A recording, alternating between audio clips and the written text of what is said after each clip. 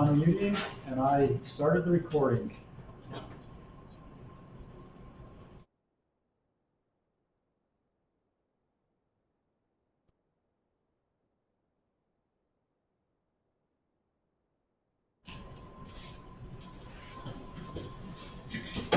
All right, this meeting will come to order. This is Erda City Council. Today is Thursday, June 8th, 2023, 7 p.m. We're in the Chihuahua County Auditorium, located at 47 South Main Street, Chihuahua, Utah. We have this meeting online. Google Meet. We also are broadcasting. We start off with the roll call. Harry Miner, Gail Martin, here. Yes, Bert is here. Craig Smith, here. And Scott Ruface, here. They're all here. We'll excuse our reporter, Jen Poole, who's at Girls Camp, and we have Corey Warmick filling in for us.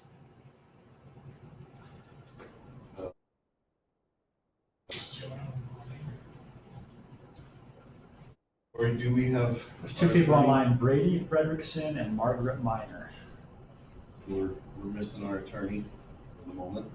Unless he's logged in under somebody else's name. We'll watch out for him. Scott, could you go over this?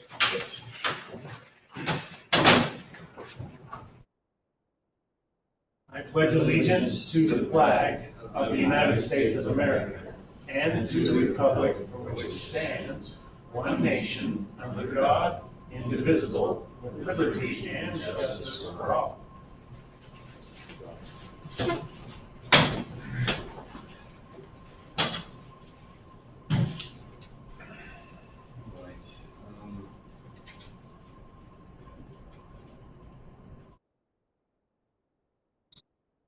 And open the meeting up to public comment.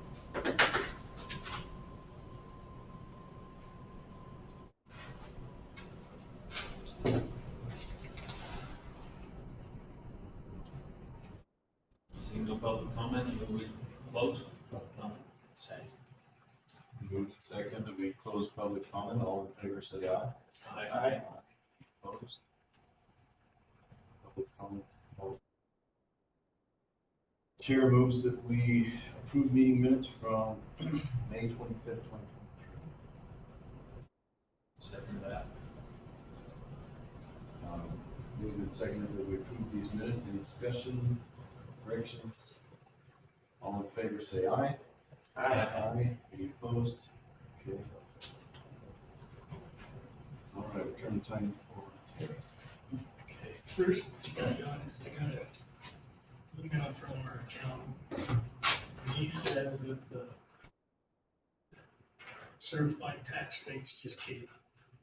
And so we need to decide what we do. As far as I know, we're not raising them, we're just accepting whatever they are. So this is the time, I guess, we're gonna put that out to this truth in taxation. This website or whatever, just to know what we do. I saw an email, I don't know if it's from Allison or somebody else. It basically said those numbers would be coming out, and you still might be required to do a truth in taxation meeting, even if you're keeping the rates the same, because for some reason it's like some rates expire or go down even though you're keeping them the same. It's technically an increase or something like that. You guys familiar with anything I'm saying? We'll check on So that's what I was hoping you could. So are you saying that if the mill levy stays the same, but home values go up, taxes go up? Is that what you're saying? That's not what I'm saying. There was some other technical reason, and I think it was Allison that put out that account, that you might still be required to do the truth in taxation meeting, even if your rate stays. So we'll just need to check with John and see if that's the All case. this is saying that the certified tax rate came out, we need to go in and say we're accepting it, we're not changing it or just accepting what it is. is the state that wants that acceptance?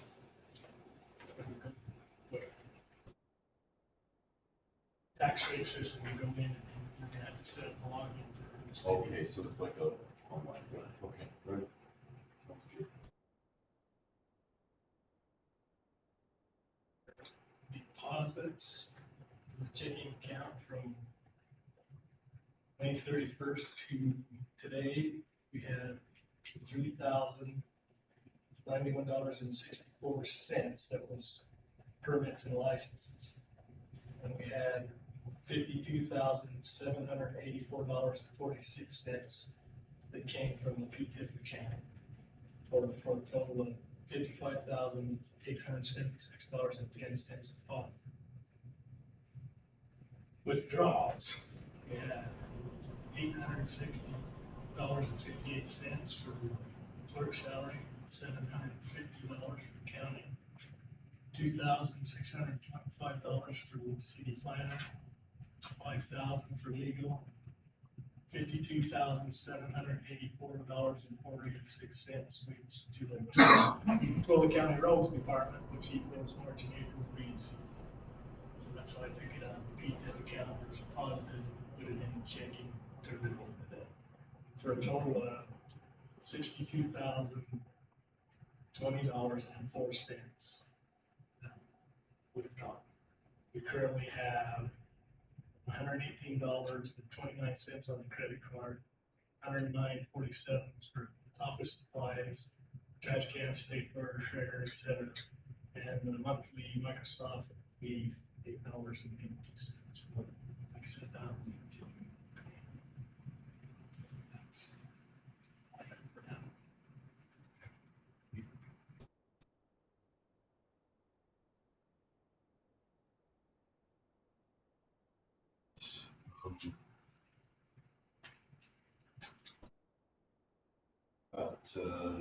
Got to amend our fiscal year budget, fiscal year 22-23. We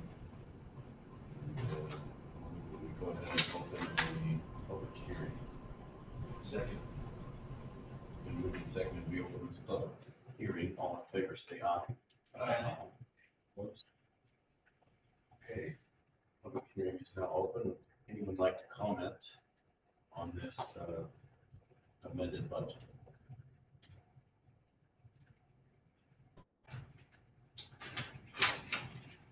Seeing no comment, I move we close the public hearing on the amended budget. Moving second, we close this hearing. All in favor, say aye. Opposed? Hearing is now closed.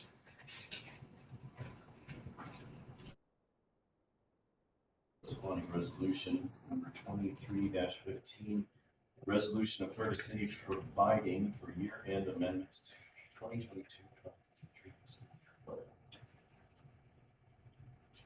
Here's where we need to make a correction. Terry? What's the rest of that say? I'm sorry. Read the whole thing, see what it covers. I doubt it would cover this correction we're talking about, but I'll read it if you think it's prudent. Whereas the Erda City Council met in regular session on June 8th, 2023 to consider, among other things, amending the budget for the 22-23 fiscal year. And whereas a proposed amendment to the 22-23 fiscal year budget has been presented to the council as attached, this amendment. Whereas on May 26, 23, notice of a public hearing to consider the recommended amendments on the 22-23 budget was published on the Utah Public Notice website, on the city official website, and posted in a public location that was reasonably likely to be seen by the residents of Erda. And whereas on June 8, 2023, a public hearing to receive public comment and consider the amendments to the 22-23 fiscal year budget was held in the Twilla County Auditorium, located at 47 South Main Street, Twilla, Utah.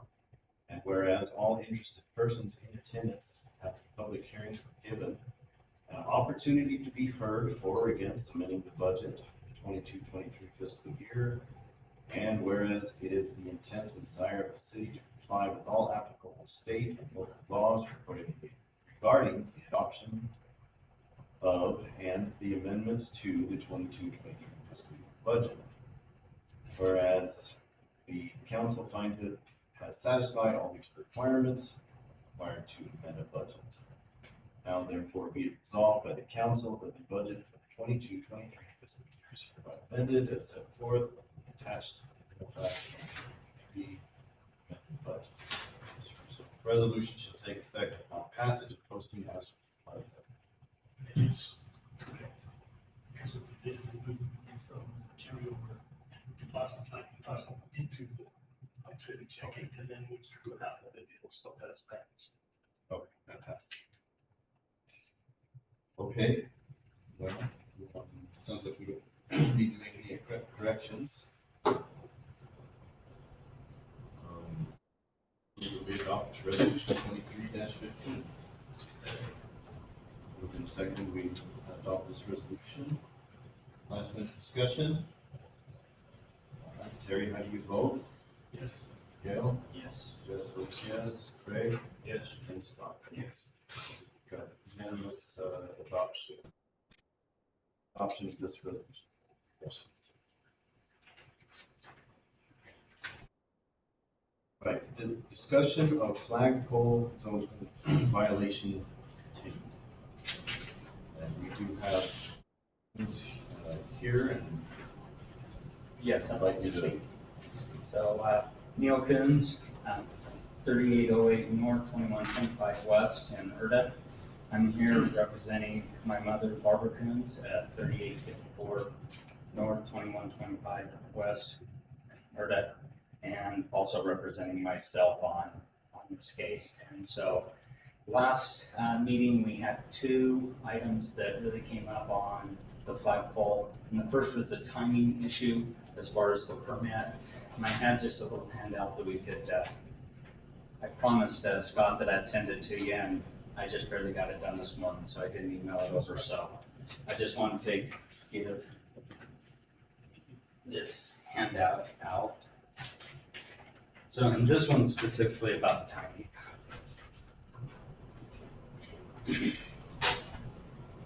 So you can see from the enforcement, if work is not started or substantial progress is not made within 180 days, a new permit will be required. So I wanted to show that the flagpole, I purchased it on August 1st after getting the permit on June 22nd of 2022. So I waited until I had a permit before I could acquire it. And then it was delivered on September 12th, and we uploaded. The excavation was made on November 12th, and you can see subsequently in the photos the excavation, and then I also set the column, and the flagpole goes in, and the base, and the second photo that you'll see in that, you'll see around there's a plate at the bottom. I cemented that in, concreted it in, excuse me, or concrete around that. So per the second page, now this is one of the only places that I could find to talk about in the ordinances about excavation. An actual work in excavating a basement is considered substantial work. So I would like to submit that I did make substantial progress on that per the permit. So I'd like to say that that first item that was brought up, I believe that I've met the intent of making substantial progress in doing the flagpole and compliant. And then further from that, I subsequently poured within the next 180 days, and then the flagpole went up as well. So the second issue is on the building height and structure height limits. So another handout specifically just for this one. Didn't want to have too many pages that you have to go through.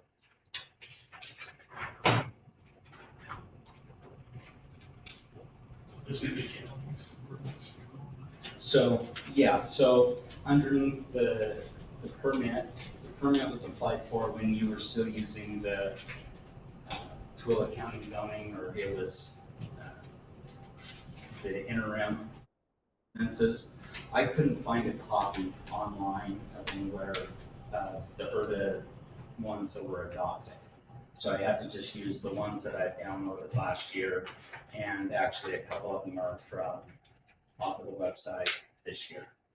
So one thing that I wanted to talk about was the buildings and structures in the code are defined, or in the ordinances are defined differently. Building means any structure used or intended to be used for sheltering or use of occupancy or enclosure of persons or animals. Building height means the vertical distance from the average finished grade surface to the highest point of the building roof or coping. Structures means anything constructed, the use of which requires fixed location on the ground or attachment to something having a fixed location upon the ground, including a building, tower, smokestack, overhead transmission line, flagpole, or antenna. So the definitions of those are different. So the ordinance specifically defines on that first page maximum building height. It does not call out a structure height. It just calls out a building height. And buildings and structures have been defined as being differently. So how I interpret the code is that there's no structure height limit there. There is a building height, but no structure height. Even though it says that structures later on in the code, it says if the structure height is higher than the limit, then it needs to have a CDP. But there's no structure height, only building height. So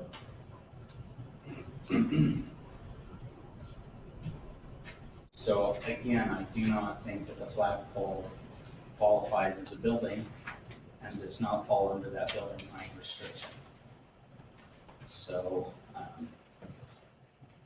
the ordinances do call out in another place, another structure height limit for an RR zone. The height limit for monopoles is 60 feet in all rural residential areas and zones. So again, the ordinances have defined a structure, specifically a monopole, and put a height limit on that structure, but it's silent on flagpoles and others.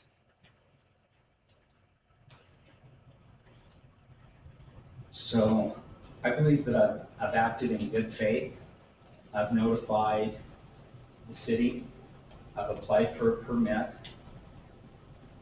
This was reviewed by a professional engineer who has a lot of experience in reviewing ordinances and permits. And I believe he interpreted it the same way I did, that there's no structure height limit. When he got this in, there's a building height and a structure height limit. So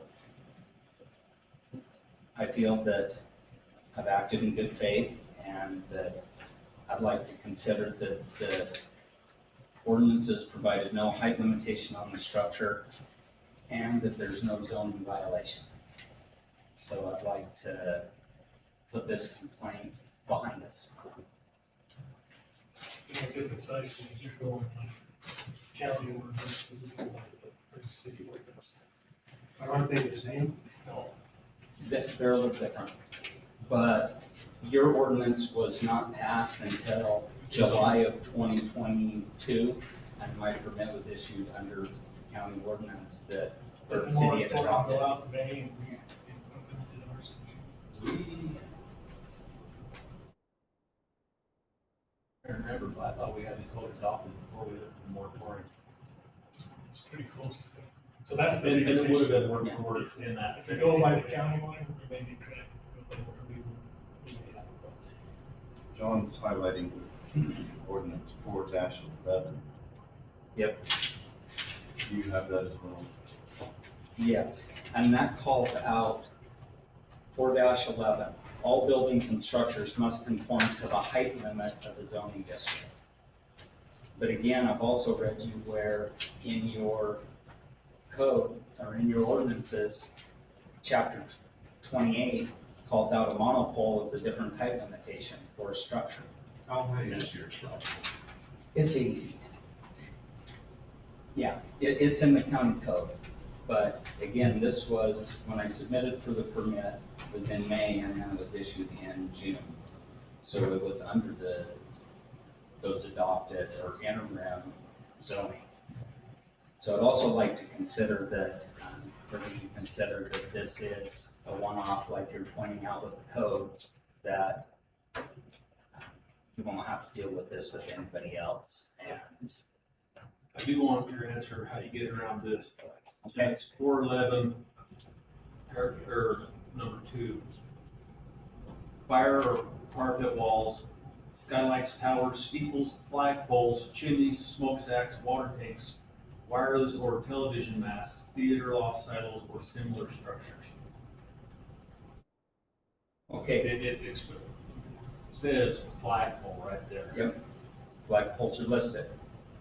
And it says all buildings and structures must conform to the height limit in the zoning district.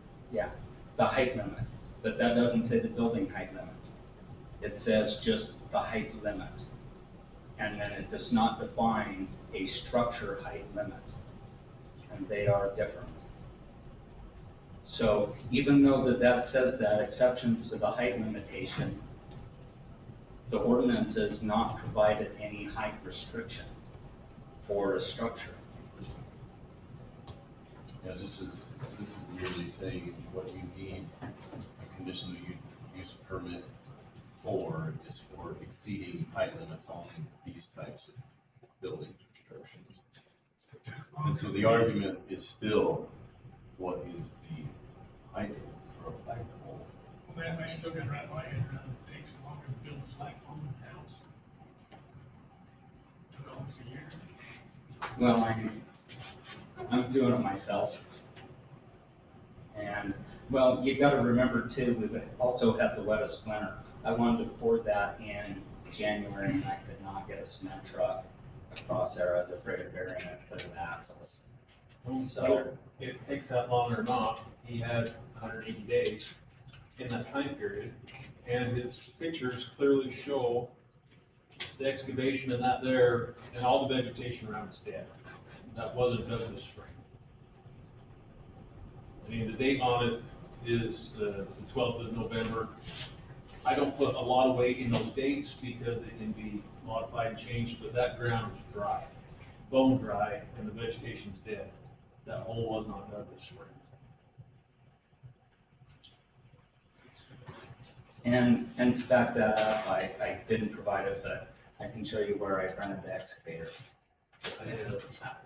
I don't think anybody's questioning the date. I'm not. Well, thank you. I certainly won't. I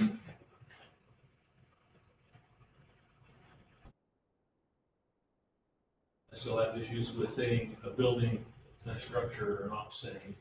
Did John ever come online? I haven't seen it, let me just double check. I have someone named SN, I'm assuming that's not him, but that's the only other person who's joined.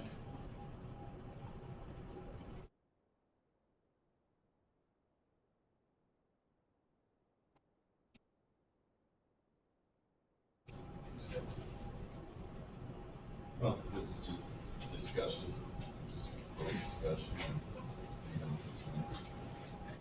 Thank you for bringing this in. Well, Very thank you. helpful. Anything else from the council?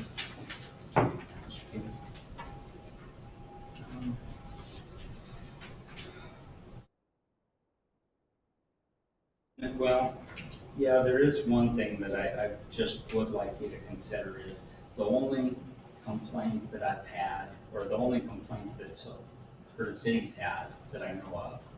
I've received no complaints, but only one is by the only property owner that has eminent domain rights out here. And they exercised them for 12 years over the same piece of property. But then when that easement was vacated, they didn't consider it important enough to keep that easement. So now they're complaining because they didn't do their job. And now they're making it your problem. And I'm just trying to make it not your problem. I can tell you personally, I don't. Well, thank you. And I think it's great, but I've my got a personal opinion has to go along with Yeah. the city ordinances and regulations. Agreed. But I do, because I thought it was. Yeah, but I just thought that that's important, that that they have the ability to do it and they're not. So they have the ability to protect their own airspace or to do this. It would be no different than if UDOT had not got an easement across or had missed a piece of property for the Mid Valley Highway and then said, well, now we're the city, it's your problem to to pay that easement. I just don't think that that's fair. If it's not important enough for them to do the work, I don't think where a city should be, and it shouldn't be incumbent on where a city and or a city citizens shouldn't bear that liability to go do that. Thank you for coming. Thank you. Anything further from the council on this?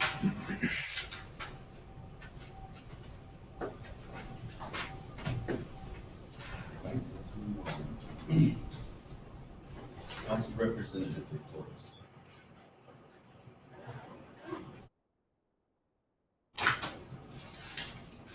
Yeah, we have a code violation. Maybe you've seen that. I saw it. We think the citizen knows. So I'll go chat with him. Make sure he knows. Does it want to less than honestly? A basic question. Usually a complaint comes from a resident or a neighbor, not somebody who lives in a different city, so it's well. I bet there's more to this than what's on the paper. I don't know. Can I give my opinion on the subject? You can do the chairman.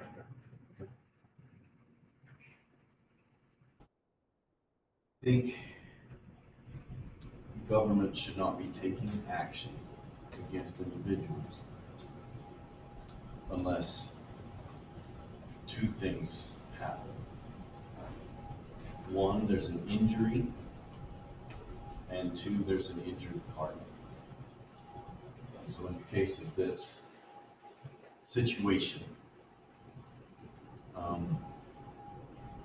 if a party who is complaining, but I can't imagine what the injury is to him or anyone he might be representing. And so, how hard does the city want to work, and how much liability do we want to take on trying to enforce something that's presumably not hurting anyone?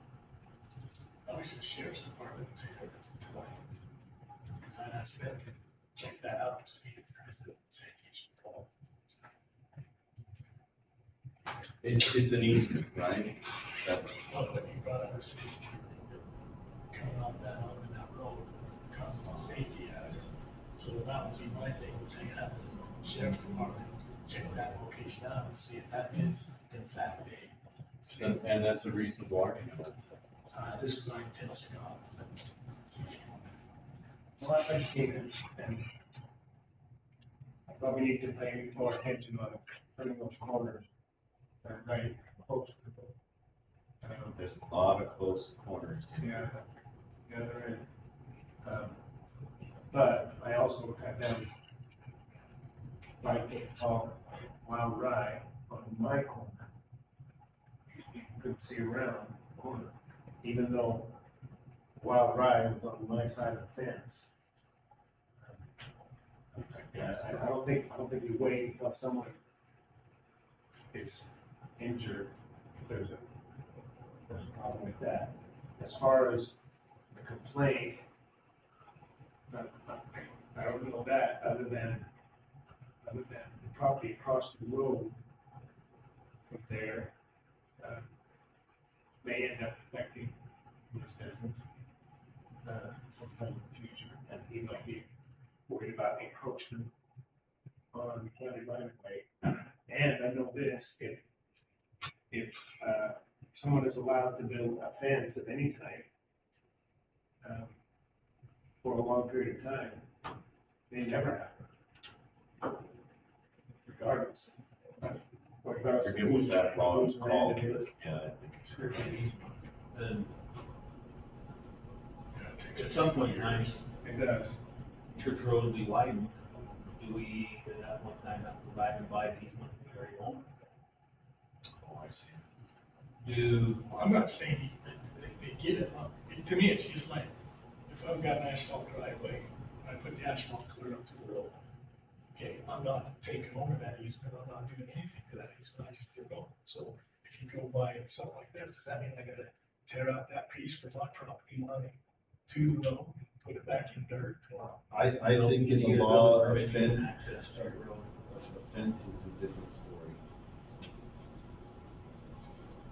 I don't know, if someone hits it, and it's on city property, are we somewhat liable? But maybe that doesn't hold any water, because if someone hits a not black, sorry, a telephone pole, is there a liability from someone there? I don't know, but these are questions we ought to have asked and answered. Where does the liability of this sit? I mean, it's clearly a fence that's been erected out in the right of way. We know that. only the easement. So the question comes down to, are we willing to do anything about it? And it goes back to that safety concern, that's what people say, or the safety concern. What are the consequences for helping about it? We could lose that easement. Yeah. In time. If it is a hazard, a vision hazard. Of liable. I wish John here was with us. I'd love to know what that timeframe looked like. I think it's something like 10 years. I do believe that, I mean, I don't know. I've only heard stories of why he built it, but it seemed like it was a temporary solution to a temporary problem, somewhat temporary. It's because he wants to park a bunch of cars, which It's also a violation. is a violation, but if someone's gonna do it, I certainly would like to see it go behind a fence, not like some of the others park them right out. There's also already, I think it's 60 feet, that's like 30 feet to the center, and public works or utilities have an additional 10 feet. They have their easement as well, so that's what it does. So, here's what I'm gonna do. Thanks for your advice, but here's what I'm gonna do. It's your prerogative. I'm gonna go talk to him, and see what his opinion is, what his vision on the whole. Find out exactly where his boundary is. There's a survey mark that was put in when the subdivision was done. The survey line is there. I think he's over at 5 feet or something. I never know. A neighbor of his, I think. So, he's moved several of the cars and looking for places for more. He's also gonna, file for a conditional use permit, see if he can get a permit, to have an in-home shop like that, and if so, what are the conditions that he needs to meet? And, but he had surgery this week, so I haven't. I think he needs a conditional use to have a shop. Well, we think he does if he's gonna have a commercial shop. Commercial shop probably does. Russell Zachary, just up from us, he has one. The conditions they put on him were relatively simple. He has to have a fenced-in yard where he stores vehicles that aren't running, where they can't be seen. And he can't have customers coming to the business later than 6 p.m. But as far as I know, those are the only conditions on it. To unlicensed because of the outside of the fence or something like Yeah. that. Yeah. No, non-running or unlicensed on that side, but yeah, he has a little, what we call it, impound yard, but it's a fenced-in privacy area for vehicles where storing and running. Sense. I take my stuff to them to have them work on it, and I know that it's a hard 6 o'clock. If you're not there to pick it up before 6, you can come because he won't. He probably likes to go home, and he's not gonna risk violating some.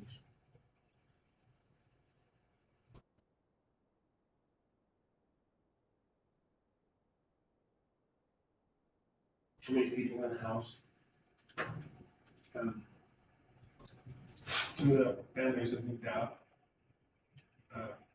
Others are looking for a place. And they said they would get a building permit for the whole lot anyway. And then they haven't made much progress. At least they saw. It didn't fit the setbacks, is that what it was? Yeah. Oh, it was right on the property. Yeah.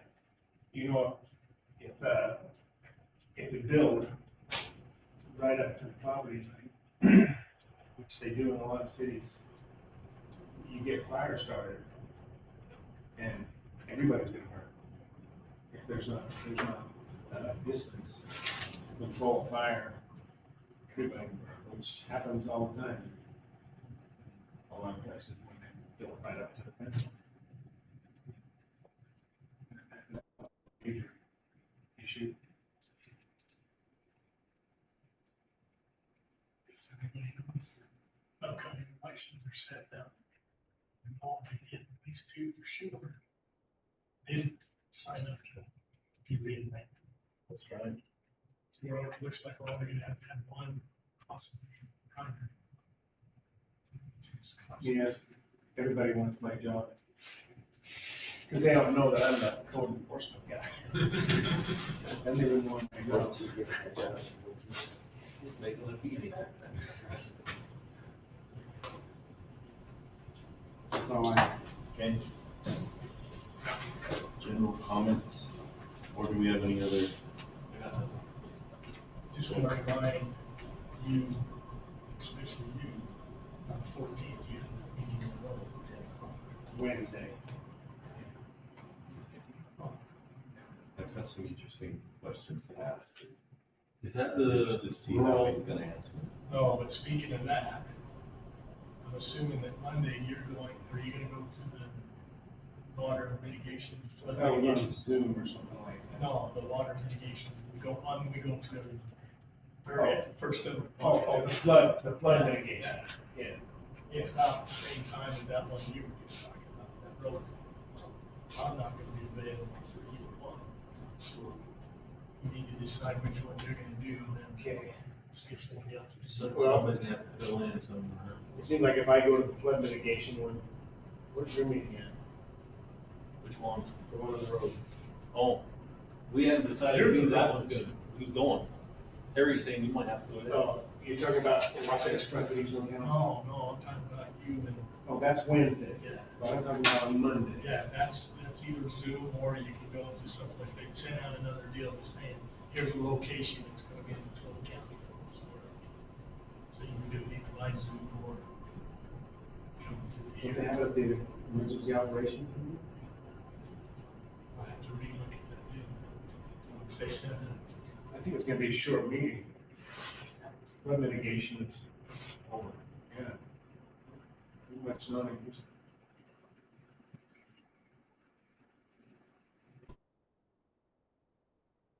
Okay. We adjourn. Second. We can second the return this meeting, all in favor, say aye. Alright. Aye. Boy, I'm getting that, thank you. I know, yes, we're picking up what you're laying down. You go out of town and it takes 3 of us to cover it, Bill. Yeah, it's true. If anybody's going to that Wasatch, like I said, they said. One of us, we need to see to that, didn't we decide? Somebody needs to be to that. Better put these in here, so I have. I never actually figured it out. Is someone going to the rural Well, roads? that's what I'm looking